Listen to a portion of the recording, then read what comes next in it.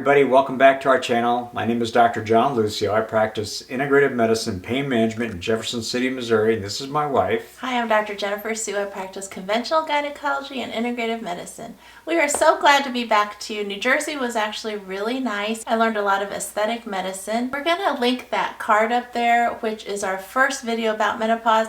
Today is going to be all an integrative medicine bonanza, just all integrative medicine about how to make the best of our menopausal years. If you never joined us before, we'd love it if you subscribe. We upload 2 videos a week all about integrative medicine topics.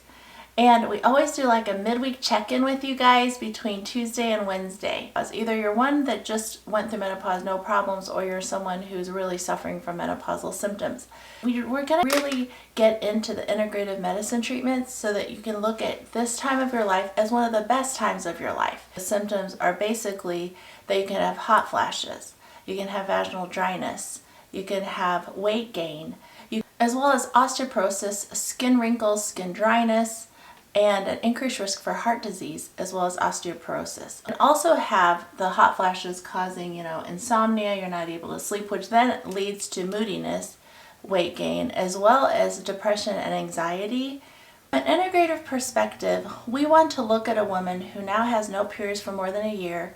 She needs to explore this time in her life as a time when she needs to do self-exploration and discovery about herself. Number one, she doesn't have kids to worry about.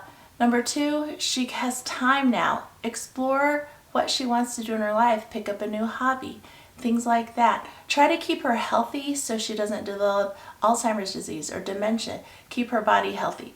So what we're going to do is we're going to take that woman first on what things you can do to maximize the enjoyment of the menopausal years, which is amazing, because if menopause happens at age 51, we live to be 104. We've got a lot of years that we don't want to waste. Second person's going to be same person, but she's going to need a little bit of help because she's having a lot of menopausal symptoms of hot flashes.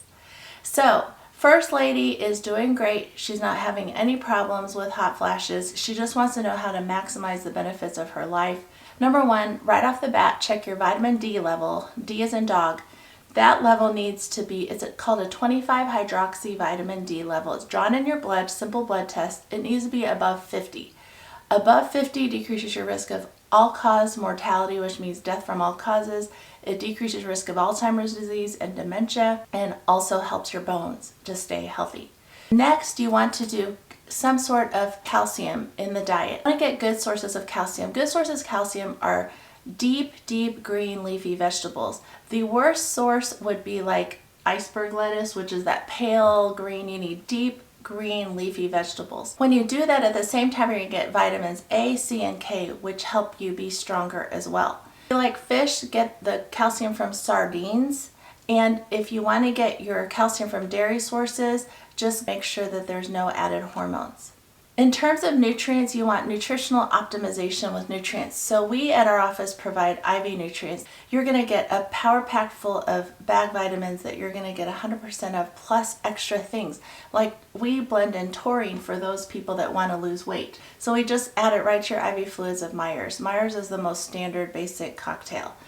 Then we blend in glutathione at the end if you want an extra antioxidant. And we've found that it really helps people after they've had surgery. So really get that IV nutrient optimization before and after surgery, or just weekly for health benefits. In the diet, make sure if you're over 50 that you've got plenty of fiber.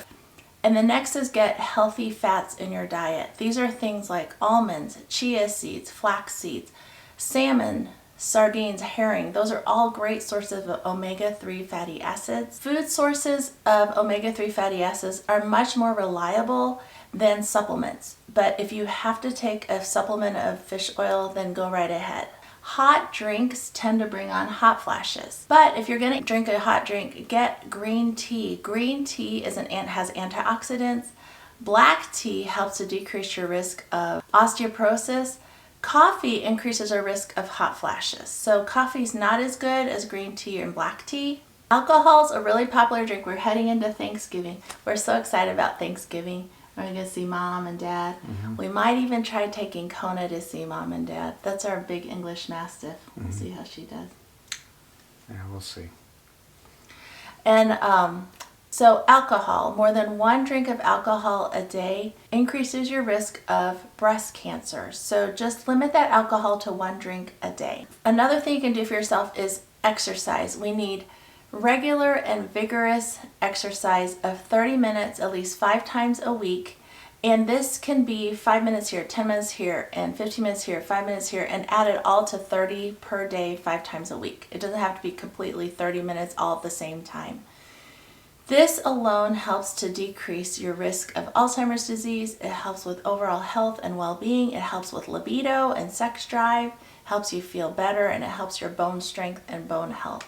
Weight-bearing exercise done 2 to 3 times a week helps with prevention of heart disease, osteoporosis, insulin resistance, memory impairment, breast cancer, and it also makes us feel more alert. Yoga in particularly helps with hot flashes. Now, if you're a person suffering from hot flashes and you want to do something for yourself before you talk to your healthcare provider, you can also do mind-body techniques. These are things like relaxation exercises. These are things like listening to a relaxation audio tape 20 minutes a day has been proven, and these is all evidence-based in studies. So actually listening to a relaxation tape is more effective than reading on your own for relaxation. 20 minutes a day. Second thing is hypnosis. Third thing is mindfulness-based stress reduction, which means you're going to look at your hot flash as something as just a hot flash. It's going to end. It's not devastating, and being trained like that really does help to decrease the severity and frequency of your hot flashes. Also, cognitive behavioral therapy does the same thing. It's putting the hot flash in a perspective with training based on a cognitive behavioral therapist helping you to train you with exercises for this. And lastly, bioenergies. So these are things like yoga and acupuncture are proven to help with hot flashes. So you're still having problems with hot flashes and you want to try some botanicals. These are some botanicals that you can try before you go to your doctor and get on either non-hormonal medications or hormonal medications, and we'll cover that in just a little bit. So botanicals that you can try are black cohosh. Black cohosh has been shown varied effects, which means some people find results, some people don't. The most widely known is Remifemin. It's a brand out there that contains black cohosh, but it's really just found to be helpful if a person's having mild hot flashes. Plus, you want to avoid using black cohosh if you have a family history of breast cancer or you're increased risk for breast cancer or you've had a personal history of breast cancer, just because they're not sure the long-term effects on estrogen receptors. And if you have any kind of liver disease, you have to really be careful with black cohosh. Like if you like to drink a lot of alcohol or if you have liver disease, be really careful not to use black cohosh. The second botanical that's really safe and well tolerated and effective is called Rheum japonicum. And the third and last botanical they can try is called St. John's wort. St. John's wort is an herb that has similar mechanism of action as selective serotonin reuptake inhibitors, which are antidepressant medications that are prescription. Because of this fact, we tend not to want you to try St. John's wort to treat hot flashes because there's a lot of drug-to-drug interactions as well as drug-to-herb interactions when you take St. John's wort. So now you give your doctor's office a call and you're in the doctor's office. They're going to give you options. Okay, you've tried everything, your lifestyle is really good, your exercise and your diet's wonderful, you've tried all the botanicals and you're still suffering from hot flashes. We take it one extra step in terms of, okay, we're going to offer you the hormonal options. Hormonal options means we're going to treat you with medications that contain both estrogen and progesterone, as well as compounded bioidentical hormone replacement therapy, or the non-hormonal. And in terms of the hormonal and the compounded bioidentical hormones, they are safe. That's the newest research that's out there, not just this year, but over the last 16 years since the Women's Health Initiative's trial. So if you can look at that link up above, I talk about hormone replacement therapy, and we discussed this in our last video, but the card is up there. Click on that and look at that last video. Dr. Avram Blooming's book is just absolutely a good summary of all the studies from the last 16 years since the Women's Health Initiative trial came out and scared us all off of hormone replacement therapy. Newest research, and this is not just one study, all of them show a decreased risk of Alzheimer's disease, decreased risk of dementia, decreased risk of heart disease, and prevention of hip fractures with no increased risk of breast cancer. And that's also applicable to women who have had breast cancer, where there's a decreased recurrence risk of breast cancer. So it's really important to read that book first. I have all of our patients read that book. If they're comfortable with hormone replacement, I go ahead and put you back on hormone replacement or start on it.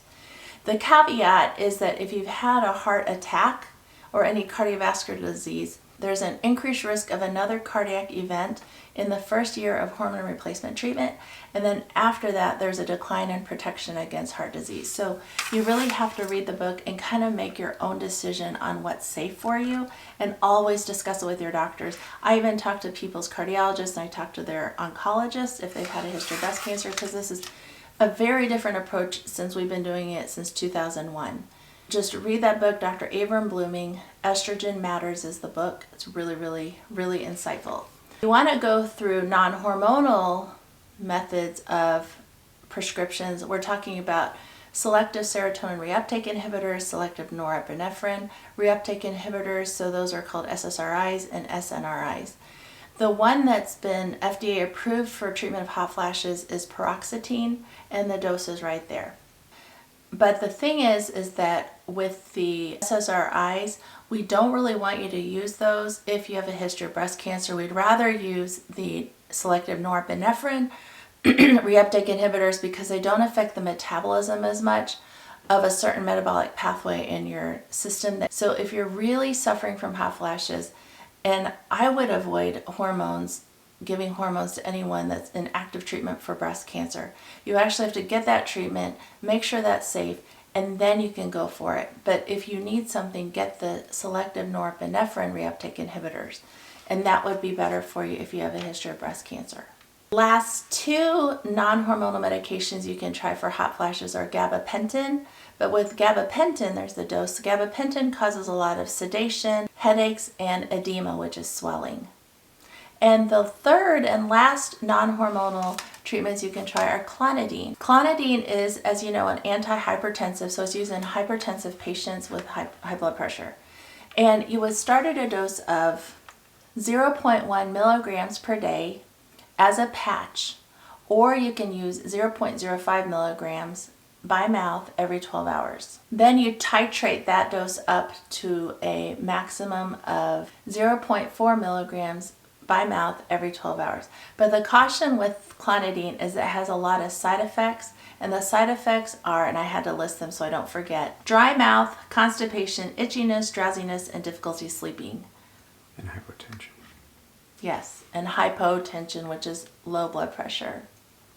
So we hope that you enjoyed this awesome idea of looking at your menopausal years as something great that you can maximize to feel and live well. At this next midweek check-in, we're going to discuss the use of steroids and how much you should be getting and what are safe levels.